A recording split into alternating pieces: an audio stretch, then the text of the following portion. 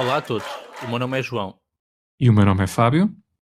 Bem-vindos a mais um episódio do podcast Iscaenses. Nesta temporada, Iscaenses pelo Mundo, entrevistamos antigos alunos do ISCA de Aveiro que emigraram e sabemos um pouco mais sobre eles e os países onde vivem. Hoje conversamos com Ana Rita Matias, desempenha funções como Client Tax Specialist em Hong Kong, ingressou em 2006-2007 em Finanças e é natural de Benedita, em Alcobaça. Olá Rita, bem-vinda ao Iscaenses pelo Mundo. Olá, muito obrigada e muito obrigada pelo convite. Olá, Rita, e obrigado. Questão inicial, autocarrovara ou buchística? Então, logística, muitas memórias, cheirinho a peixinho lá à noite, maravilhoso.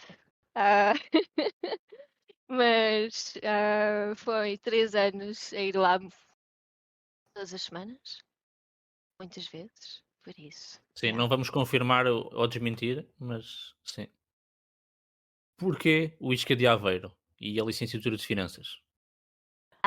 Aveiro foi um acidente que eu queria finanças e tinha concorrido para a Escal. Eu tinha quase a certeza que ia conseguir e decidi colocar Aveiro porque tinha finanças e como última opção até, se quiseres, que isto é uma brincadeira minha, eu coloquei gestão de recursos humanos e a minha mãe, quando eu cheguei a casa, ela era assim, o que é que tu concorreste? E disse, Lisboa está seguro, mas a última é esta. E ela, foi a maior desilusão que tu me deste. Minha mãe é gestora de recursos humanos e ela disse-me sempre lidar com pessoas é muito difícil. E eu agora compreendo. Mas então foi assim um acidente bom. Na altura eu chorei babi e ranho a noite toda. A minha mãe viu-me no dia seguinte e assim, Rita, não conseguiste. E eu, oh mãe, tem papeiro. Por isso foi muito engraçado. A ideia era entrar em Aveiro, fazer matrícula e depois ir a inscrever-me na segunda fase e ir para Lisboa. Eu fui com o ex-namorado à matrícula inscrevê-lo, mas eu não me inscrevi. Aveiro tinha ganhado o meu coração. Porquê? O que aconteceu? Para ganhar o coração, ou Ah, seja, para te fazer mudar de ideias de, ok, não vou à segunda fase. foi a praxe, a maneira como em Aveiro somos muito bem recebidos. Porque de onde eu sou, e tu também, Fábio, não sei como é que tu vieste lá parar, mas é muito raro irmos para o norte. Eu sei que Aveiro não é norte, mas mais para cima. Toda a Para gente vai nós, para tudo o que seja Lisboa. acima de Coimbra já é norte. Yeah. E então, eu gostei muito da maneira como fui recebida, depois comparei que os meus amigos foram todos para Lisboa e fiz amigos para a vida durante a praxe. O pessoal que nos recebeu-nos muito bem. Eu sei que o meu cabelo tinha que ser lavado pelas minhas vizinhas, porque eu e a Rita chegávamos a casa cheias de polpa de tomate que eu não consegui pôr em comida durante um ano e muita farinha na cabeça, mas eu gostei mesmo muito do ambiente, das pessoas, dos professores e decidi que queria ficar. Além da praxe, como é que foram os tempos iniciais em Aveiro? Como é que foi a tua vida neste primeiro ano? Acabou por ser muito fácil, porque a pessoa que veio viver comigo, a Rita, nós conhecemos nas matrículas. A minha vizinha, que é uma amiga minha de infância, tinha assegurado que eu fosse ver um apartamento e a Rita veio comigo. Então, assim, de repente, estamos as duas que não nos conhecemos de lado nenhum, aí partilhar um T1 e só isso, ter alguém desde aquele momento, mesmo que a gente não se conhecesse, mas não sei, criou muita deu-me conforto. Depois comecei a conhecer pessoas e eu gosto muito de falar. Comecei a meter-me com as pessoas, conhecer pessoas de sítios diferentes de Portugal, perceber como é que eles falavam e como é que era cada cultura um bocado diferente nesse sentido. As aulas, também gostei dos professores, do ambiente de Aveiro, de estarmos do outro lado da estrada e temos a universidade ali aos pés, conhecer pessoas de outros departamentos. Conheci o meu marido no primeiro ano, tipo, ele estava a ser prachado no grande avião, vestido de cão, quando eu conheci. Por isso acabou por ser muito engraçado. E foi um ano muito intenso. Há algum local de Aveiro que te fique especialmente na memória?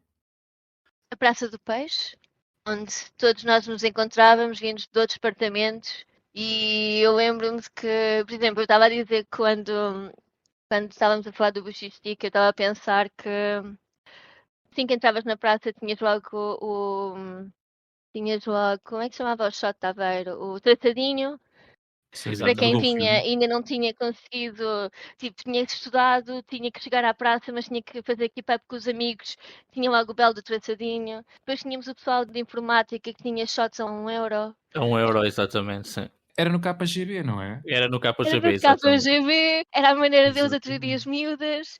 ah, Depois, tipo, tinhas assim um bocado cada departamento, tinha mais ou menos os seus bares, depois nós andávamos de um lado para o outro, depois aquele dizia, tem isto, vamos ali. Então a praça acaba por ser aquele momento em que não interessa de onde tu vens, toda a gente é amigo. Belas memórias. A nível extracurricular, fizeste parte da AISCA, da Associação dos Santos do ISCA, no setor da ação social. Foste responsável também do núcleo de finanças da AE, que elegeu naquela altura o símbolo de curso. Participaste da praxe, da festa de Natal de 2006. Participaste em 3 interiscas. Que experiência é que te marcou mais? Eu acho que foi tudo. Foi descobrir que ir para a universidade não é só estudar. E eu acho que isso foi uma das aprendizagens que eu tirei para a minha vida. Tipo, o meu trabalho atualmente não é só simplesmente fazer o meu trabalho. Tu tens que fazer coisas extracurriculares para conseguir ir avante e mostrar-te a ti próprio para fora, fazer networking. Então tudo isso veio do ISCO um bocado, a sentir-me à vontade de sair para além e expor-me a pessoas e situações que eu não conhecia.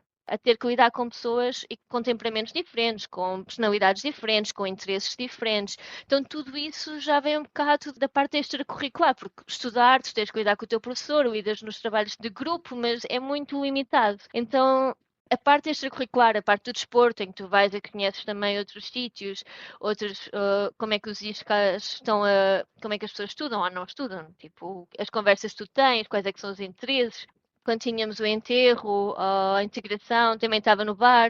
Tudo isto são interações que são importantes. Eu lembro de uma vez no bar, acho que não sei se foi na integração ou se foi no enterro, alguém me pediu imagina, uma vodka com laranja. E eu dei-lhe qualquer coisa diferente. E ele começou a reclamar. E eu, tipo, naquela altura, tipo, disse, olha, sem para, tipo, força, vai à... E ele começou, mas eu sou o cliente. Então, tipo, tu tens que cuidar, a culpa era minha, fui eu que fiz porcaria, mas tudo isto são coisas que se tu só fizeres a tua parte curricular, tu perdes. E então, para mim, foi essa aprendizagem que eu tirei de lá. E ao longo desses tempos tiveste alguma pessoa que te tenha marcado ao longo dos anos no ISCA? Sem ser o teu marido, vamos excluir o teu marido, porque senão vais só falar dele. Então, estive a pensar nos professores e eu diria que a professor que me marcou mais, e ela não esteve connosco muito tempo, foi a professora Mariana de Direito. Era uma professora que no nosso primeiro ano nós não tínhamos faltas e ela conseguia encher o auditório às 8h30 da manhã durante 2 horas a ouvir direito. Ela tinha uma energia e uma paixão por direito que era uma coisa que eu levantava-me com gosto para ir àquelas aulas. Ela não ia. Ela simplesmente ditava e contava histórias e trazia os casos do tribunal que ela tinha para justificar porque é que esta lei e aquela. Então, aquela paixão foi algo que me motivava muito, pois a nível de pessoas, houve tantas pessoas importantes, porque são 3 anos, mas não foram só 3 anos, tipo, não é só simplesmente como 3 anos nesta vida agora, é 3 anos formativos para ti, em que tu estás a construir. Infelizmente não mantive em contacto com muitos, a vida acontece, mas eu diria a Rita Rodrigues, com quem eu partilhei casa e maturou muito tempo, a Raquel, que começámos a partilhar casa no segundo ano e que quando a conheci na praxe perguntei-lhe, eu era uma pessoa curiosa e às vezes não tenho sensibilidade nas perguntas que eu faço. Então eu perguntei-lhe assim: olha lá, quando vocês. Ela é do Porto. Quando vocês entram na escola primária, como é que é com os Bs e os Vs? Porque eu sei que toda a gente troca palavras. E tipo, como é que é? E é importante dizer que a Raquel aprendeu a ler sozinha aos 3 anos de idade. E então eu fui por lá com a pior pessoa. E tipo, ela foi-me logo assim: mas quem é esta gaja? Ela não disse isso porque ela é uma pessoa muito querida, mas tipo, então a Tânia, tipo, o Fábio, que vestiu o meu pijama na festa de Natal, no primeiro Pois ano, foi. Pois foi. Na e verdade, epá, agora perguntam. Eu tenho 1,60 m, o Fábio tem 1,80 m, como é que ele conseguiu vestir uma pijama? Como se diz na minha terra, eu parecia que ia para as cheias, porque realmente tinha as calças todas arregaçadas com os tornozelos à mostra, ok? Para a minha defesa, eu estava a interpretar uma rena num teatro de Natal, ok? Sem budget. Foi tudo feito da criatividade e dos nossos recursos à última hora. 2 ensaios e fica um espetáculo memorável. Eu acho que o ensaio até foi antes do espetáculo. Eu lembro-me que nessa parte, eu lembro-me de... Acho que bebemos moscatel. Fizemos um brinde de moscatel com o segurança antes do espetáculo. Por isso, o espetáculo correu fantasticamente, porque nós estávamos bem aquecidos. E lá está, continuo a dizer que é memorável. Há uma das cenas que acho que é a Raquel, que é a mãe de Natal. Eu não sei exatamente o que é que se passou, mas eu só vejo a professora Elizabeth de repente a tapar os olhos da filha dela, que fazia parte da plateia. Agora, eu já não me lembro qual é que era a cena. Claro que nós não fizemos nada assim muito chocante, mas ela sentiu necessidade. Se calhar ela pensou que a gente fosse para além daquilo. E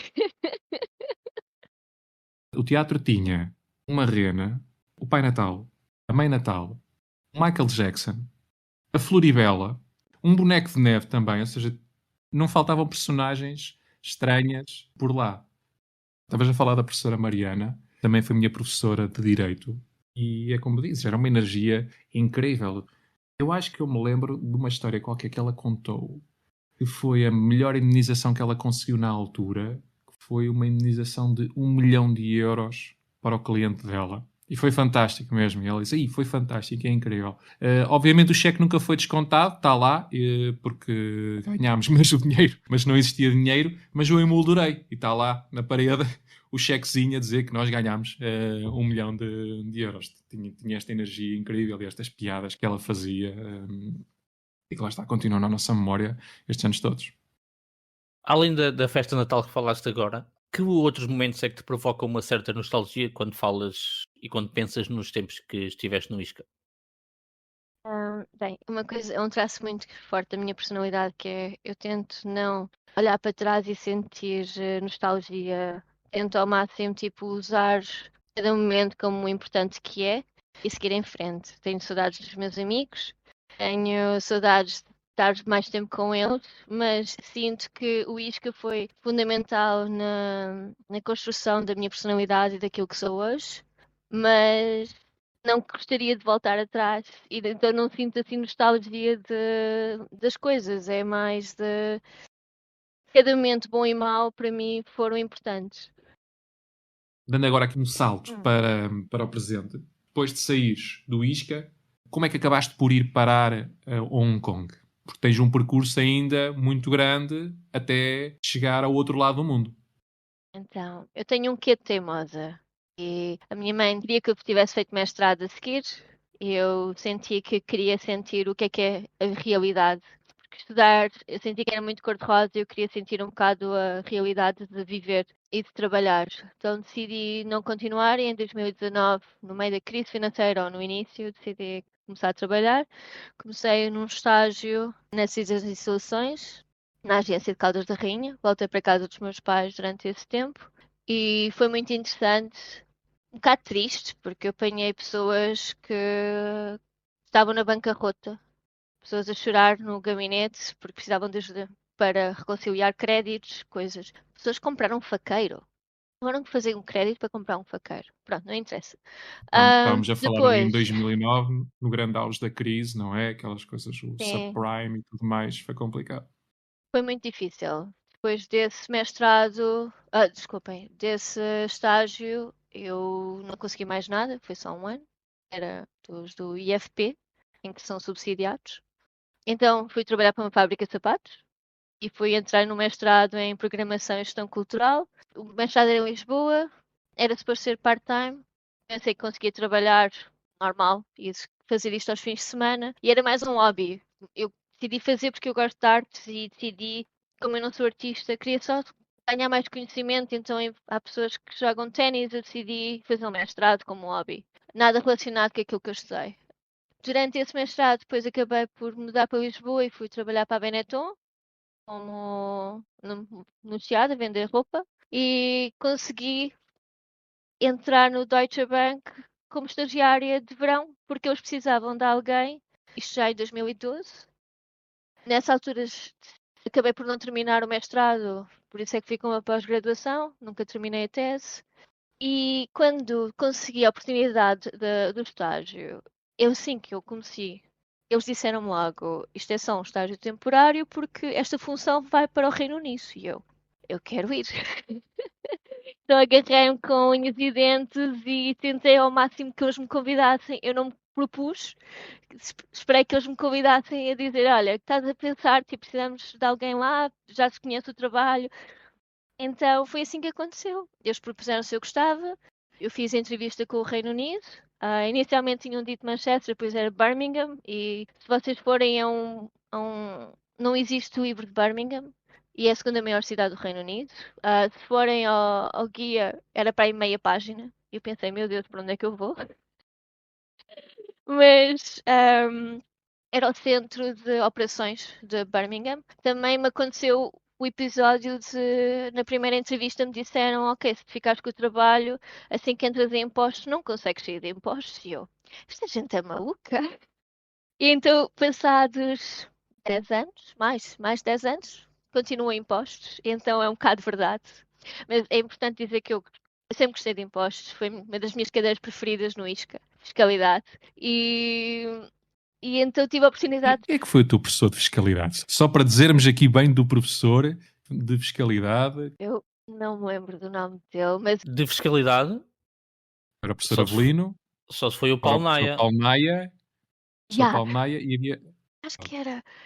Aqui fica o nosso agradecimento ao professor Paulo Maia pelo excelente trabalho. Veja que, tantos anos depois, está aqui uma aluna que ficou realmente interessada em impostos e hoje gosta daquilo que faz. Professor, muito obrigado. Isto é o nosso conteúdo patrocinado. Então, estamos em Birmingham, estamos em impostos. Como é que estamos mais? Então, eu fui para Birmingham porque ser a agente para a custódia de impostos portugueses, então era responsável por fazer a coleta de todos os impostos dos investimentos que passassem pelo Deutsche Bank. E era também tinha que falar com as finanças, por isso foi um trabalho muito interessante. E em Birmingham eu comecei a trabalhar com outros países. Nós tínhamos Espanha, tínhamos França, tínhamos Bélgica, então Holanda. Eu comecei-me a expor a mais, tipo, dentro do mesmo parâmetro, que é impostos internacionais, a trabalhar com outras pessoas. Durou 2 anos, estive lá 2 anos em Birmingham. Entretanto, casei-me nesses 2 anos e decidi que queria mudar para a Austrália. Mas antes de mudar para a Austrália, ainda fui à Irlanda deixar o trabalho. Então, passei 6 semanas lá. Adorei a Irlanda. Senti que eu devia ter ido para a Irlanda em vez de ter ido para a Inglaterra. Ah, e senti que se algum dia voltasse, talvez a Irlanda, não sei. E depois então agarrei malas e barragens, fui para a Austrália e pensei, pronto, arrumei as minhas coisas, não volto mais a impostos, toca arranjar outro trabalho dentro da banca, mas noutra área. E o que eu faço é muito específico. E então, quando eu mudei para Melbourne, só 4 bancos é que faziam o que eu fazia. Eu tive a sorte de ser entrevistada por um deles, que é a JP Morgan. Eu não era suposto ter voltado a impostos. Então eles contrataram para outra função e no meu primeiro dia disseram: já tinhas feito os impostos na Europa, precisamos de ti para o departamento de impostos. Então voltei eu a entrar em impostos e agora fiquei agente para a Austrália. Trabalhei lá durante 2 anos e meio. A Austrália acaba por ser interessante a parte da fiscalidade, como eles taxam as distribuições, não é tipo preto Só e uma branco curiosidade. Na Austrália, eles usam o modelo inglês, vá, ou anglo-saxónico, ou usam uma versão mais americanizada da questão dos impostos? Isso é uma questão muito técnica. Sim, mas Eu eu não também sei não queremos uma responder. questão técnica, sim. Sim. Não, o que eu te posso dizer é do género. A nível de investimentos, como a maioria das distribuições são distribuições de fundos, de pensões, fundos de investimento, quando tu fazes uma distribuição, tu tens que explicar. Imagina, vais distribuir $2. Tens de dizer, $1 vem de interest, 30 cêntimos vem daqui, 30 cêntimos vem dali. Então tu tens que estar a cortar e cada componente tu acrescentas à distribuição é taxado diferente para pessoas de diferentes países.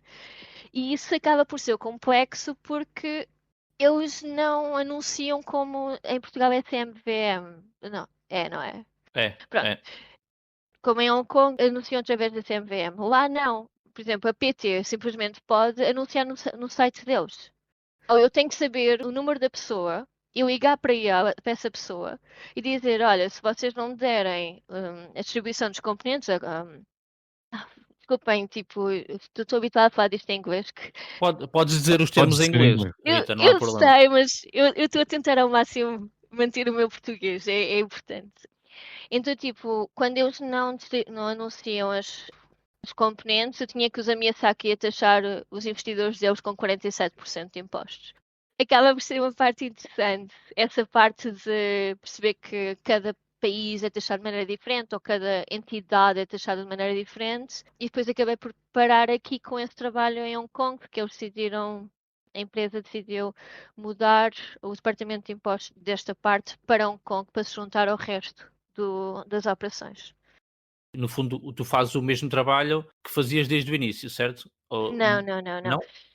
Então, eu agora passei de ser o agente de impostos, que é quem coleta no país, para passar para a parte global, que eu trabalho com os clientes institucionais que investem através da JP Morgan em todos os países. E o que eu faço, o que é clientes institucionais? Clientes institucionais são os clientes, tipo, eu tenho bancos centrais, fundos de pensões de governo, fundos de investimento, companhias de seguro que investem através de nós e que estão a ser taxadas nos locais de investimento quando se recebem as distribuições ou E então o meu trabalho é de ajudar os clientes a optimizar o seu pagamento de impostos, que tanto no país, por exemplo, eles fazem investimento e existem acordos de livre tributação entre ambos os países, o país do investimento e o país de residência,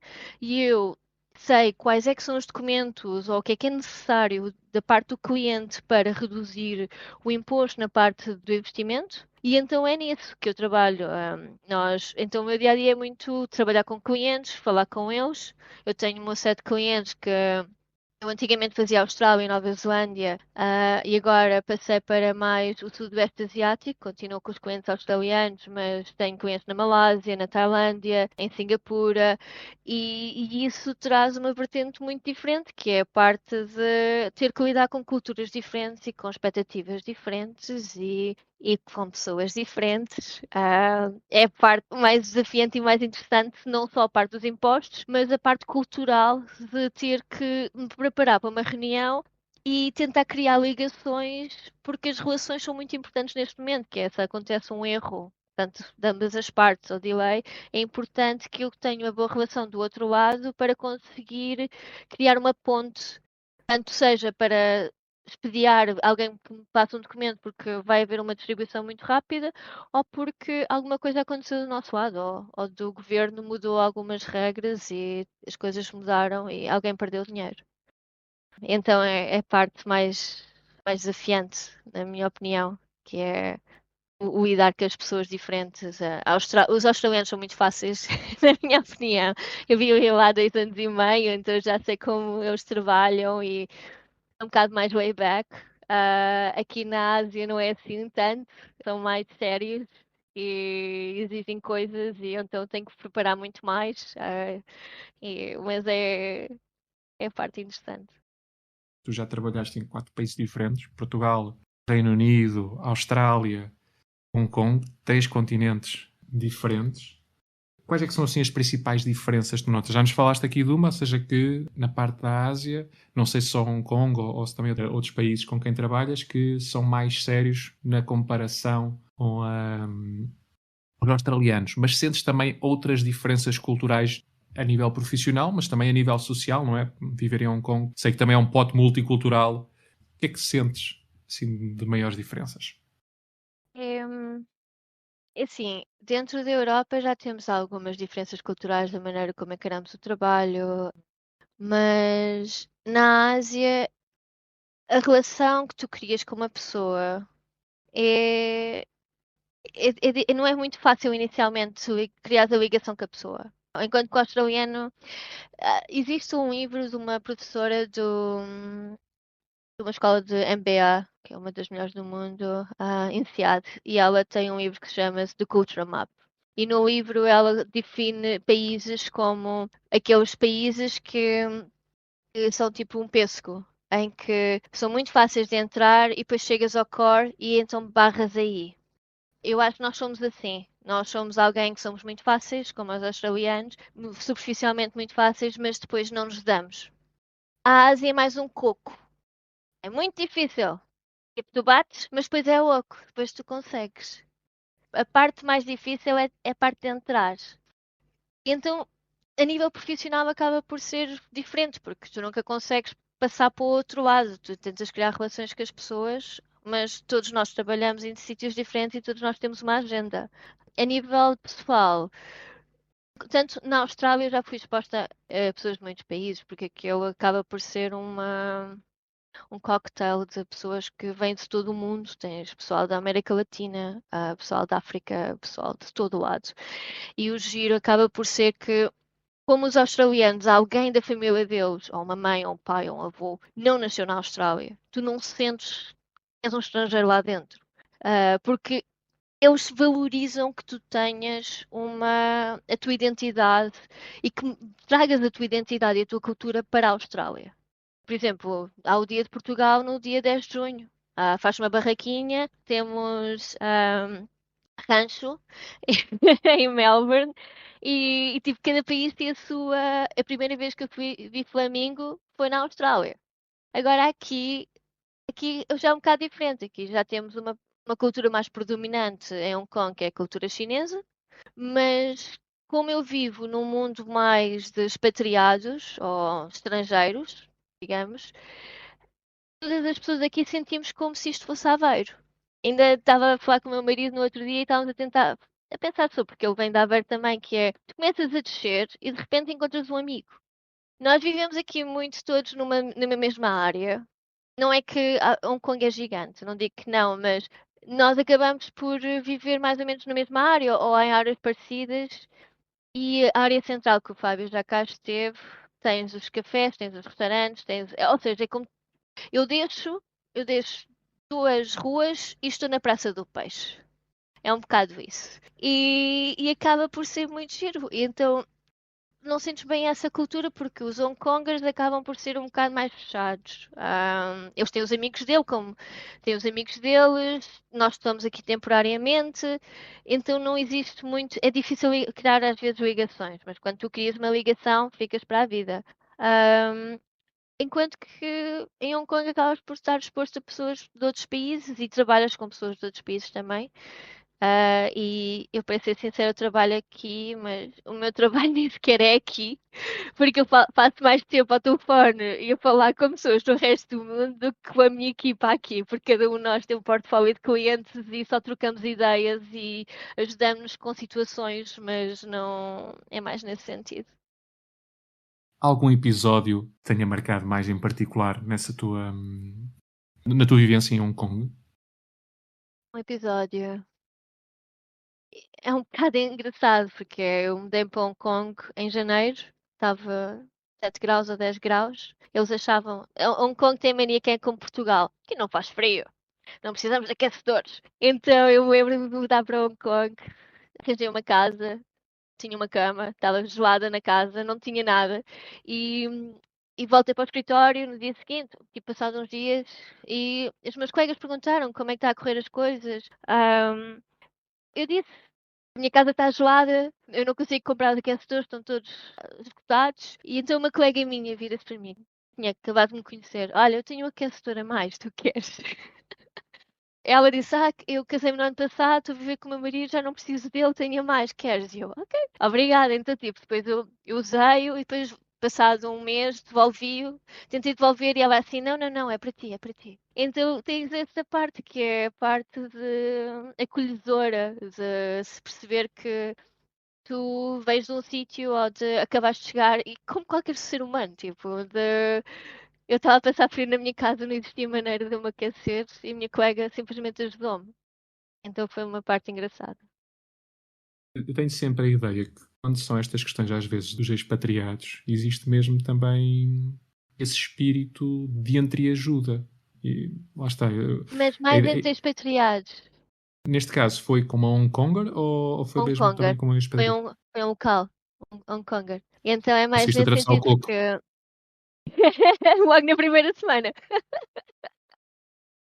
Sim, tipo, continuamos em conjunto. Tipo, é assim, acho que as coisas que marcam muito em Hong Kong têm a ver com aquilo que eu não estava à espera da cidade. Hong Kong tem 7 milhões de pessoas. E tu pensas em Hong Kong e pensas em arranha-céus.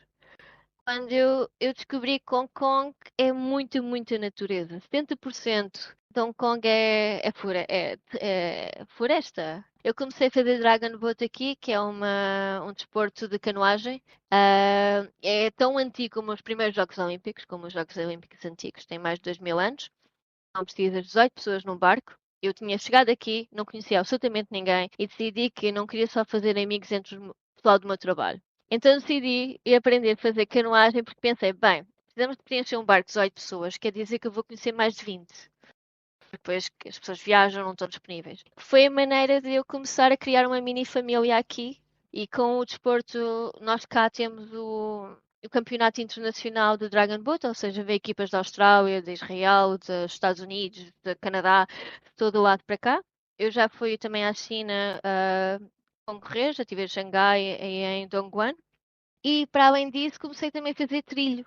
Eu nunca pensei que Hong Kong ou como fosse tornar uma desportista, mas Hong Kong trouxe essa vertente em mim e graças a isso, quando o Fábio esteve cá e me visitou, eu deixei porque fui subir o Kota Kinabalu, que é uma das maiores montanhas de uma ilha, para preparar para ir depois subir o Kilimanjaro. E eu senti que não teria conseguido isto se não tivesse Hong Kong para me preparar. Eu vivia antigamente em Melbourne, esta é a parte diferente, que é Melbourne é uma cidade gigante, são 4 milhões de pessoas, 5 talvez não, mas é tudo muito despassado. Tu precisas de um carro para ir de um lado ao outro, tens umas montanhas, mas são aqui 50 quilómetros, enquanto eu saio de casa, começo a subir e em meia hora estou no cabeço da montanha das mais altas aqui da ilha que eu vivo.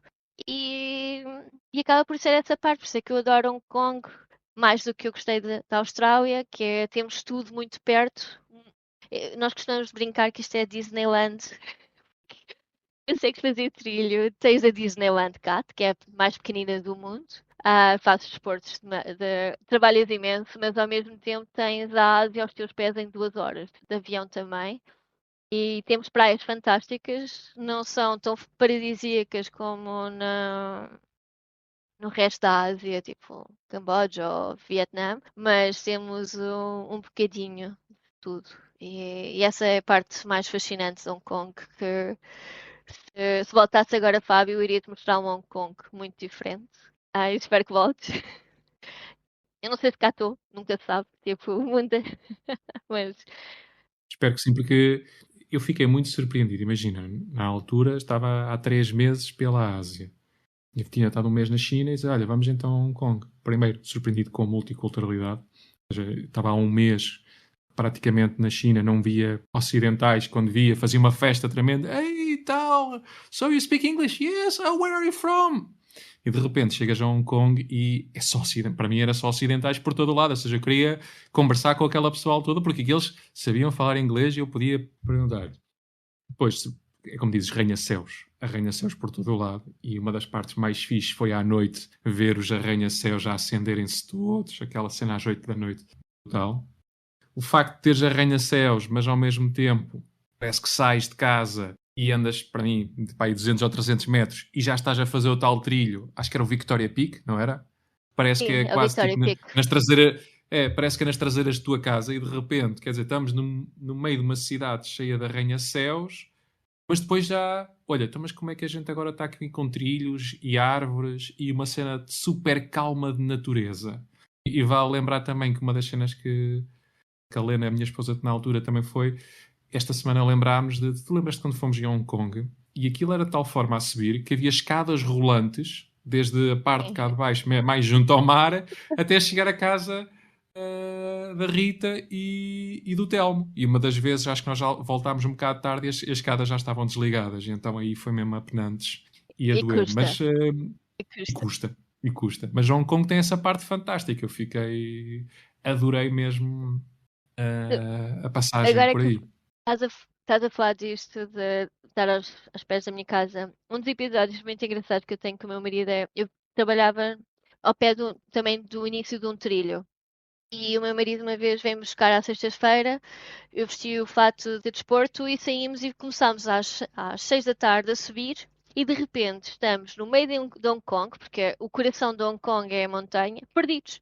E tipo, estamos os dois a brincar e a dizer, eu acho que se contássemos isto a alguém, ninguém iria perceber que nós estamos os dois no meio de Hong Kong, uma sexta-feira à noite, perdidos, no meio da floresta. Porque erramos o trilho, em vez de virarmos à direita, viramos à esquerda e neste momento temos de descobrir uma maneira de sair daqui. Então é esta parte fascinante que é, ok, é uma cidade que consome muito e o trabalho é intenso e as coisas são muito intensas, é uma cidade que é muito rápida, mas depois consegues ter esta calmeza. Também temos muitas ilhas com maneiras de viver muito diferentes. Não, nem toda a gente vive na frenética parte da cidade e há partes de uma ilha em que não entram carros. E então os miúdos andam lá a correr como se fosse uma aldeia. E essas partes engraçadas que ninguém pensa que é uma cidade tão. Que seja isso. Ah, eu nunca vivi numa cidade assim. Sentes a parte do work hard, play hard? Ou isso não acontece aí? Porque estavas a dizer, eu lembro-me numa das noites que saí, pessoal nos bares, eu pensei, ok, isto tem aqui as consultoras, as grandes empresas, será que isto é mesmo work hard, play hard? Sentes isso? Ah, acaba por ser um bocado intenso o trabalho. Na minha equipa antiga, quando houve o Covid, foi quando o meu marido compreendeu o quão intenso era o meu trabalho, que eu mal tinha uma hora de almoço. Começava a trabalhar à volta das 6h30, 6h40 da manhã, porque eu trabalhava com a Austrália. Estão, neste momento, 3 horas à nossa frente, durante o verão, 2. E terminava às 5, 6 e mal tinha tempo de almoçar. E- mas pronto, acaba por ser entusiasmante. Porquê? Porque também depois eu sou aquela pessoa que, como eu estava a dizer do isca, eu não simplesmente faço o meu trabalho. Eu entrei na parte de o D&I, que neste momento está ameaçado no resto, desde que o Trump entrou, que é o Diversity, Equity and Inclusion. Eu fiz parte de uma parte do comitê de tentar integrar diferentes equipas. Todos os meses tínhamos atividades, porque somos pessoas que trabalham juntas, mas cada um tem o seu trabalho e o objetivo é criar relações e através de jogos e coisas assim. Então, eu acabo sempre por fazer um bocado extra neste momento faço parte da newsletter de impostos internacionais. Tipo, são coisas que eu vou-me juntando e depois acaba por ser mais trabalho adicionado àquele que eu já tenho, mas que vale a pena. Lá está, são atividades que depois também te fazem sentir realizado. Falaste aí no ISCA, e só para perguntar, tu consegues perceber como é que essa passagem pelo ISCA influenciou a tua vida atual? Tu ainda há bocado disseste, o ISCA foi fundamental na construção da pessoa que sou hoje. Consegues perceber quais é que foram aqueles aspectos específicos, aquelas características que dizes hoje, olha, se eu sou assim, foi porque passei por Aveiro. Assim, eu sempre fui uma pessoa insegura e, e não estou a dizer que deixei de ser, continua um bocado lá. E tinha sempre, agora sei um bocado o nome, que é o Imposter Syndrome, não sei o nome em português, Síndrome do mas impostor. uhum. E eu era assim, mas porquê é que as pessoas estão a falar comigo? Ou porquê é que isto está a acontecer desta maneira? Porquê é que eu acabei neste momento? E eu acho que foi o sair de casa dos meus pais, o sair daquele ambiente que eu conhecia e ir para um sítio novo. E depois acabei por perceber que eu adoro fazer isso. Eu adoro recomeçar de novo. Por isso é que quando vocês me estavam a perguntar há bocado, como é que eu olho para trás nas coisas, eu gosto mesmo de começar de novo. Eu gosto de olhar para trás, ver o que é que eu fiz e pensar o que é que eu posso fazer melhor. E começar com pessoas novas, com pessoas que não me conhecem. Por isso é que Aveiro foi um clear cut. Ninguém me conhecia no Isca. Então ninguém tinha o prejuízo das maneiras como é que eu era antigamente ou como é que eu sou. Eu entrei no ISCA e criei a minha personalidade e a minha realidade. Acabou. Passei à frente. Estive em Inglaterra, foram 2 anos, acabou. Depois fui para a Austrália, mais 2 anos e meio, oh, quase 3. Passou à frente. E é engraçado é que quando eu mudei de trabalho para este trabalho que estou atualmente, o meu chefe, quando viu o meu currículo, porque eu a cada mudança de trabalho mudava de país, ele virou-se para mim e disse-me: Tens a certeza que não queres mudar de país outra vez? Ele a gozar comigo, porque é aquela coisa de recomeçar de novo. Há muitas pessoas que têm medo disso, têm medo de quebrar, de fazer tábua rasa e de chegar a um sítio que não conhecem nada e sentirem sozinhos. Eu gosto disso. E é a maneira de eu aprender. E então foi muito através do ISCA que eu também comecei a perceber que eu gostava dessas coisas, que é sentir-me desconfortável. Quando eu começo a sentir demasiado confortável, eu começo a sentir-me, não me sinto bem e gosto de mudar, gosto de ares novos. Então é muito nisso. E como pergunta final, que conselhos é que darias a quem estuda no ISCA e colegas já diplomados? Não, para quem estuda, não simplesmente estudem, sim, vão mais além, usem. Eu sei que nós costumávamos dizer que éramos deste lado, mas a universidade e a UISCA oferecem muito. Então, usar o que têm ao vosso alcance para enriquecer enquanto pessoa e o vosso currículo. Porque quando vocês começam a trabalhar, ninguém quer saber quantas horas ou estudo. O mais importante é os seus soft skills e isso são coisas que se aprende na universidade. Ou que não se aprende, mas que se matura, entre aspas. Para quem já terminou, não tenham medo de sair. Nem tudo vai correr bem, nem tudo corre bem, mas temos que olhar para os erros e para as coisas menos boas como aprendizagem e, tipo, seguir em frente. Agora, nem toda a gente tem personalidade para sair, e isso eu tenho bem noção. Por isso, se não tens personalidade para sair, fica em Portugal.